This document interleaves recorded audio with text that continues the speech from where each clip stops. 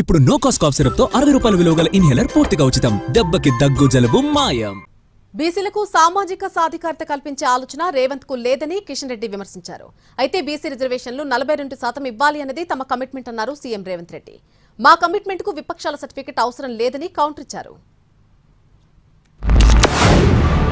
డీలో ఉన్నారు అది మేము వ్యతిరేకించడం లేదు. అంతేందుకు మేము 10% ఈబీసీ రిజర్వేషన్ ఇచ్చాము. ఇప్పుడు ఆ 10%లో కూడా ముస్లిమ్స్ ఉన్నారు, క్రిస్టియన్స్ ఉన్నారు, రిజర్వేషన్ పరిధిలో లేనట్టు ఇతర కులాల పేదాల్లో ఉన్నారు. భారతీయ జనతా పార్టీ ముస్లింలకు వ్యతిరేకం కాదు, ఇప్పటికే ఇచ్చాము మేము 10% రిజర్వేషన్స్ లో ముస్లిం సామాజిక వర్గం కూడా అందులో లబ్ధి పొందుతా ఉంది.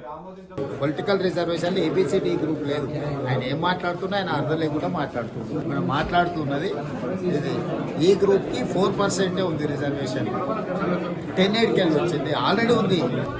ఏపీ పొలిటికల్ రిజర్వేషన్ లో కేటగిరీ ఉందా?